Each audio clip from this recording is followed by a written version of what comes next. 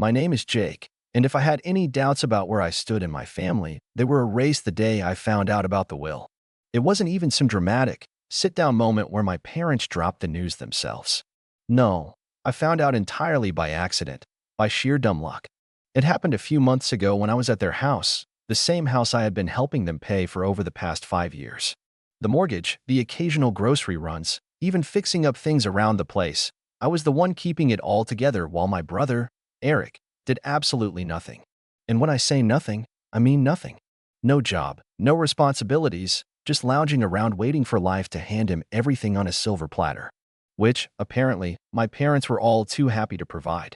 That day, I was helping my dad with some paperwork because, as usual, neither of them could be bothered to figure out how to do things themselves. He had asked me to skin some documents for him, a bunch of legal and financial stuff, and I didn't think twice about it until I saw it. A folder labeled estate plan and last will and testament sitting right there in the stack. Now, I don't normally snoop, but curiosity got the best of me. After all, I had been the one making sure they kept a roof over their heads. It wasn't exactly out of line to wonder how things were set up for the future. So I opened it. And that's when I saw the words that made my stomach drop. Everything, and I mean everything, was going to Eric. The house, their savings, their assets. Not a single mention of me, except for some generic line about loving both of their sons equally. Yeah, sure. Equally. That's why they made sure their golden child would inherit everything while the son actually keeping them afloat didn't even get a footnote. I felt like a fool. Here I was, bending over backward for them, making sure their bills got paid on time, making sure they never had to worry about food, while they sat back and planned for a future where I got absolutely nothing. And Eric? He wasn't just lazy, he was entitled. He never lifted a finger to help them, never contributed a dime, but he had somehow convinced them that he deserved it all. Maybe because he was the younger son, maybe because they just always babied him, maybe because he knew exactly how to manipulate them. Whatever the reason, they had made their choice. I sat there staring at the paper, my hands shaking from a mix of rage and betrayal. How long had they planned this? Had they always intended for me to just be their free financial safety net with nothing in return? Did they ever even appreciate what I did for them? I had no idea how long I had been sitting there, but eventually, my dad noticed I wasn't scanning anything. Hey, Jake, what's taking so long? He asked, walking back into the room. I didn't even bother to hide the will. I held it up and looked him dead in the eye. So, this is how it is? I said, my voice unnervingly calm. Everything to Eric? After everything I've done for you. My dad's face went pale for a second, but then he sighed, like I was some little kid throwing a tantrum. Jake, it's not what you think. Really? I snapped. Because it looks pretty damn clear to me. I've been paying your mortgage, helping with groceries, fixing the house up while Eric does nothing, and you still decided he's the only one who matters. Dad looked uncomfortable, but instead of actually explaining himself, he just muttered, it's complicated. That was it. No apology. No attempt to justify it beyond those two useless words. Just a weak excuse and an expectant look, like he was waiting for me to drop it and go back to being their personal ATM. I should have walked out right then and there, but I wanted to hear it from both of them. So I called out for my mom. When she came in and saw the will in my hands, her reaction wasn't much better. She at least had the decency to look guilty, but the words that came out of her mouth made my blood boil. Jake, honey, you don't need the inheritance, she said gently, like she was doing me a favor. You have a good job, you're independent. Eric, well, he struggles. We just want to make sure he's taken care of. That was the moment something inside me snapped. They weren't even denying it. They knew exactly what they were doing, and in their minds, it was completely justified. They had spent years enabling Eric's laziness, and now they were planning to reward it by handing him everything while I got tossed aside like an afterthought. I took a deep breath, clenched my jaw, and set the will down on the table. Got it, I said, my voice eerily calm. Glad to know where we stand. Then I turned and walked out of the house, ignoring their protests as I slammed the door behind me. They had made their decision. Now it was time for me to make mine. I didn't go back to their house after that. I didn't call. I didn't check in. For the first time in years, I let them handle their own damn problems. If they needed something fixed, they could figure it out. If they needed groceries, they could find their own way to the store. And most importantly, if that mortgage bill showed up, well, I wasn't the one paying it anymore. The silence lasted about 2 weeks. At first, I think they assumed I was just pouting and would come crawling back like always. Maybe they expected me to cool off and apologize for daring to question their decision. But when the days kept passing with no word from me, and more importantly, no financial help, you could practically feel the shift in their attitude. Then, one afternoon, my phone buzzed. Dad texted, "The property taxes are due." That was it. No, he didn't text, "Hey, how have you been?" No, "Sorry for what happened." No, "We really appreciate everything you've done." Just a cold, transactional message as if I were still the walking bank they could tap into whenever they pleased. I stared at the screen for a moment, almost amused at how predictable they were. They really thought they could just demand money like nothing had happened? That I'd keep playing my part as their financial safety net, even after they made it clear I was disposable?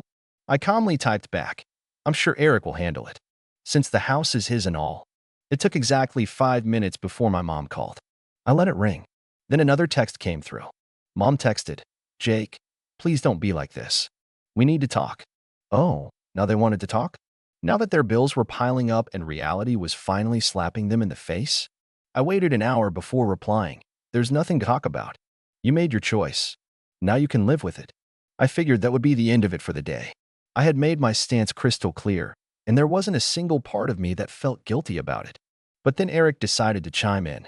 His text came in late that evening, and the second I saw his name pop up on my phone, I knew it was going to be something obnoxious. Sure enough, when I opened it, I was greeted with pure entitlement. Eric texted, "Dude, why are you being such a drama queen? It's not a big deal. Just help them out like you always do." I nearly laughed. Not a big deal? He was really acting like I had no right to be mad about this. I typed back, "Nah, I think you've got it covered, since you're the favorite and all." Eric texted, "Oh my God, are you seriously mad about the will? Grow up, man. It's just money." Oh, now it was just money. Now that it was his to inherit, it suddenly didn't matter? The hypocrisy was astounding. I shot back. "Then you won't mind using some of that money to pay for the mortgage, right?"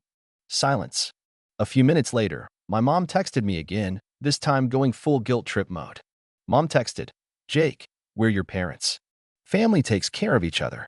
We did so much for you growing up, and now you're just abandoning us?" I had to take a deep breath to stop myself from throwing my phone across the room. Abandoning them? I had spent years making sure they never had to struggle, all while they coddled Eric and rewarded his laziness. And now that they finally had to deal with the consequences of their own decisions, I was the bad guy? I wasn't falling for it. Not this time. I responded, "You made it clear I wasn't part of the family when you left me out of the will. Now Eric can take care of you." I could imagine my mom gasping dramatically at that. She always had a flair for acting like the victim, even when she was the one in the wrong. A few minutes later, my dad sent another text, and this one had me seething. Dad texted, "We're not asking for much. Just enough to cover the mortgage for a few more months until we figure things out. Don't be selfish." Selfish. The word made my blood boil. I had been bailing them out for years, sacrificing my own money, time, and energy to make their lives easier. I had done everything a good son was supposed to do. And how did they repay me? By making sure I got nothing in return. And now, when I was finally standing up for myself, I was the selfish one? I clenched my jaw, took a deep breath, and typed back, "No, I'm done." Then I turned off my phone. They had made their choice. Now they were going to live with it. The silence lasted a day. I knew my parents wouldn't give up that easily, but I wasn't expecting what happened next. The next morning, I woke up to a notification on my phone, a bank transfer request. I frowned, unlocking my phone to check. It was from my mom. She had actually sent me a request for money, like I was some ATM. The amount? $3,500. I stared at it in disbelief, half laughing at the audacity. No message. No explanation. Just a cold, shameless demand for the exact amount they needed to cover their overdue mortgage. They weren't even asking anymore. They were just assuming I'd cave. I declined it without hesitation. Not even 5 minutes later, my phone rang. It was Mom. I let it ring. Then came another text. Mom texted, "Jake, I know you saw the request. Why did you decline it?" I took my time before replying, because it's not my responsibility. Try Eric. Another call. Declined. Then another text. Mom texted, "We're going to lose the house if you don't help us." Oh, now it was an emergency? After all those years of treating me like a walking wallet, now they were finally facing the consequences? I typed back, "Maybe you should have thought about that before deciding I didn't matter." A few seconds later, Dad chimed in. "Dad, You're really gonna let your parents become homeless? Wow, that one actually made me laugh out loud. The manipulation was so blatant it was almost funny. They weren't broke. They weren't about to be thrown on the streets. They just didn't want to dip into their own savings because they were so used to me covering everything. I ignored them for the rest of the day. That night, I got a text from Eric. Dude, just send them the money already. You're making this a bigger deal than it is. I clenched my jaw. This entitled little prick really thought he could lecture me? I typed back. You mean the same money you're inheriting? Why don't you send it? His response came fast. Eric texted, You know I don't have that kind of cash right now. Oh, so now it was about affordability? He was perfectly fine with me draining my accounts, but the second it was his turn, suddenly he had nothing to offer. I replied, Guess you better figure it out then, bro. You're the one they chose. No response. I went to bed feeling oddly at peace, like I had finally broken free from years of manipulation. But the next day, things escalated. I was at work when I got a call from my apartment's front desk. Hey, Jake, your parents are here? I nearly dropped my phone. What? She hesitated before adding, They're saying it's an emergency and that you won't answer their calls. Oh, my God. They showed up at my apartment just because I stopped paying their bills? I took a deep breath, pinching the bridge of my nose. Please don't let them up. I'm not expecting them. There was an awkward pause. They're being kind of pushy. I clenched my jaw. I don't care. They can leave. I hung up and immediately got a text from Mom. We're downstairs. Open the door. No question. No explanation. Just another demand. I didn't reply. Another text from Mom. Jake, we're not leaving until you talk to us. I exhaled sharply, standing up from my desk. They weren't going to back down. Fine. I was about to teach them a lesson they wouldn't forget. I grabbed my keys and stormed downstairs, my blood boiling. I wasn't scared. I was furious. The sheer audacity of these people to show up at my home, uninvited, demanding money like I was their personal ATM. Not even a phone call first. Not even a half-hearted apology. Just a full-on ambush. They really thought they could just corner me into submission like I was some naive kid. I yanked the door open, and there they were, Mom, Dad, and, of course, Eric, all standing in a tight little formation like they were about to stage a family intervention. Mom had her arms crossed, her classic disappointed mother look locked and loaded. Dad was standing stiff, hands in his pockets, his expression a mix of frustration and entitlement, like he couldn't believe I was actually making him do this in person. And Eric? The little leech had the nerve to look bored. Like this whole situation was just mildly inconvenient for him. Like he wasn't the reason any of this was happening. The moment Mom saw me, she went full theatrics. Jake. Finally. We need to talk. I leaned against the doorframe, arms crossed. No, you need to leave. She blinked, as if she physically couldn't comprehend what I just said. Excuse me. You heard me. My voice was calm, controlled, but firm. You don't get to just show up at my apartment demanding money. That's insane. Dad let out a sharp scoff. Are you really going to let us lose the house over a petty grudge? I let out a cold laugh. Petty grudge? Oh, you mean the one where you decided I was good enough to pay your bills but not good enough to be in your will? That grudge. Mom gasped, clutching her chest like I had just slapped her. Jake, that's not fair. We only did what we thought was best for the family. I tilted my head. Best for the family? You mean best for Eric. Just say it. Silence. A long, heavy silence. Eric, who had been weirdly quiet up until now, finally spoke up. Look, man, I don't even want to be involved in this. I didn't ask for anything. I turned to him, finally letting loose. No, you just sit back and take everything that's handed to you. You're 28 years old, Eric. Get a damn job. His face turned red. Dude, what the hell? I took a step closer. You heard me. You want to inherit the house? Start acting like a homeowner. You want to be the golden child? Start paying their damn bills. I'm done being your personal bank. Eric looked away, suddenly very interested in the pavement. Mom took a deep breath, recalibrating her guilt trip. Jake, he's your brother. I nodded. Yep, and I've supported him longer than you ever have. Dad's face darkened. You're being selfish. I laughed. A real, genuine laugh. Oh, that's rich coming from you. I gestured between them. You two decided that Eric deserved everything, and I deserved nothing. And now that it's time to pay the price for that choice, you're trying to manipulate me into fixing it for you. Not happening. Mom's voice sharpened. We thought you'd be mature about this. I raised an eyebrow. Mature? You mean quietly accept that I was betrayed and keep paying your bills? Because let's be real, that's what you wanted. Dad stepped forward, trying to loom over me like he used to when I was a kid. Jake, we raised you. We fed you, clothed you, gave you everything. The least you can do is help us now. I looked him dead in the eye. I already did. For years. And you repaid me by cutting me out. Mom's lip trembled. We thought you'd understand. I exhaled, shaking my head. Oh, I understand perfectly. I understand that I was never family to you, just a paycheck. Silence again. A suffocating, undeniable silence. I turned to Eric, who was still pretending to be invisible. And you? What's your excuse? You had years to grow up, to get your life together, to contribute. But you didn't. Because you knew they'd take care of you. And when they're gone, you just expected me to step in, huh? Eric finally snapped. What do you want me to say, man? I didn't ask for this. I nodded slowly. Right. You didn't ask. You just benefited. His mouth opened, then closed. Nothing. He had nothing. Mom tried one last guilt trip. Jake, we're family. Family takes care of each other. I stared at her for a long moment before answering exactly. So why didn't you take care of me? She froze. No words. No comeback. Nothing. I let out a slow breath, feeling lighter than I had in years. We're done here. I turned and walked back inside, closing the door behind me.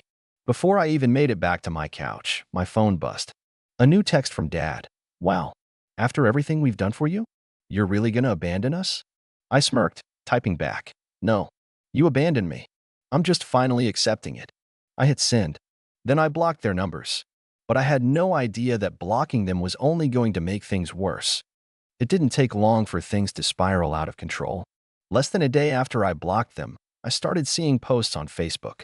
My parents had never been the most tech-savvy, but they sure knew how to air their grievances online, especially when they were feeling self-righteous.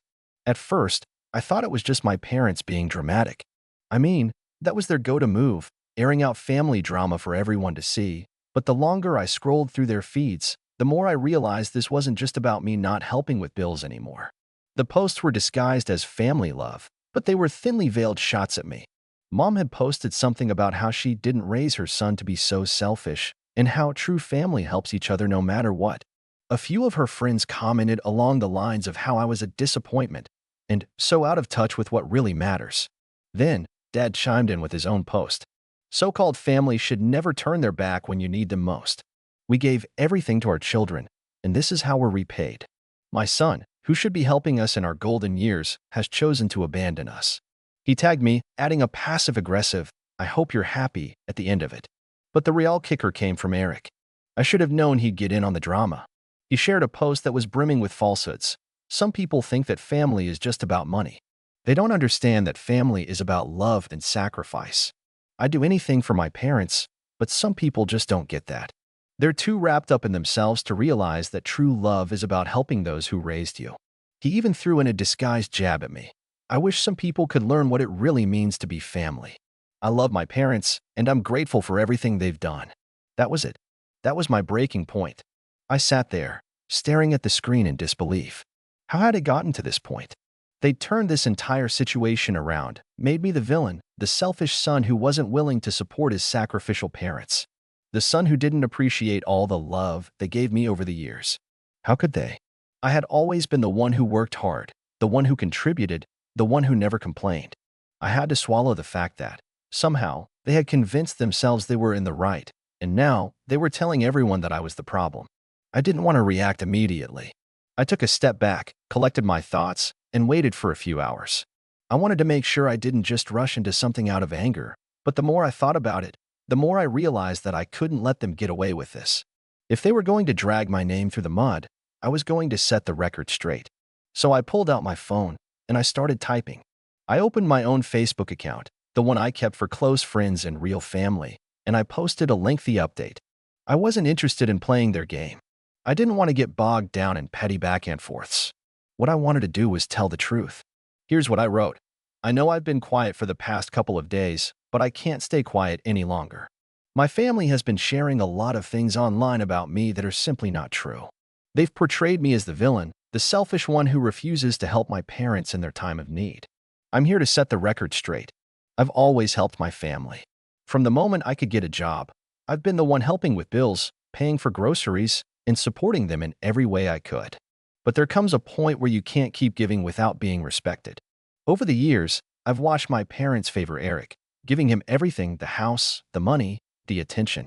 Meanwhile, I was expected to just keep giving, without ever being considered as equal. I'm sure some of you might be reading this and thinking, well, that's just how family works. But here's the truth. Family should be a two-way street. When I found out that my parents left everything to Eric in their will, I realized how one-sided this entire relationship had been. They didn't even consider me, not even for a moment. They've made it clear that I'm just the one they can count on when things get rough, but never the one they actually want around unless it's convenient for them. For years, I've been the one funding their lifestyle. I've paid for vacations, chipped in for bills, and even helped out with things like the house taxes. And for what? To be treated like a backup plan? I'm done. I'm not just some wallet they can pull money from whenever they need it. I'm a human being, and I deserve respect. I've earned the right to be treated like I matter, not just when they need something from me. As for Eric, it's time for him to grow up. He's 28 years old, and he's never worked a day in his life. He's never taken responsibility for anything. My parents have enabled him for so long that it's no surprise he's the one they favor. But here's the thing. He's had plenty of time to get his life together. And now, it's time for him to stand on his own 2 feet. To everyone who has been following this drama and supporting my parents, you need to understand that there's always 2 sides to every story. Yes, family is important, but it's also about mutual respect. I've given enough for a lifetime, and I'm not apologizing for taking a step back. This is not me turning my back on family. This is me finally choosing myself. And to my parents, I wish you the best, but I am done being your doormat. I hit post, and instantly, I felt a sense of relief. For the first time in my life, I was telling the world the truth about my family, about how they had taken advantage of me for years, how they had always expected me to be the one to save them, without ever once thinking about what I needed. I wasn't going to let their narrative control my life anymore. The reactions were instant. Some people, who I hadn't talked to in years, came forward to express their support. A few of my cousins, friends of my parents, even some distant relatives, liked the post, sending me private messages telling me they were sorry for what I had been through. It felt so freeing to finally have the truth out there, not buried under guilt trips and manipulative behavior. But then came the backlash. My parents and Eric went ballistic. Eric messaged me, "You're a traitor. You really had to air all our business out like this? You have no respect for family." Dad called me, practically yelling into the phone, "You've ruined everything, Jake. You'll regret this. You'll regret cutting us off. You'll regret turning your back on your own family." But I didn't regret it. Not for a second. I blocked them all. I was done. And for the first time in my life, I was free. Free from the toxic grip they'd had on me for so long. As the days passed, I could feel the weight lifting off my shoulders. I was done with being treated as less than. I was done with being the one who was always expected to fix everyone else's problems. And now, I finally had the freedom to live my own life on my terms. So, no, I don't feel bad for cutting them off. I deserved better. I still do. And from now on, I'm choosing to surround myself with people who appreciate me for who I am, not for what I can give them. It's time for me to move forward, for good. And I will. Let me know your thoughts in the comments below.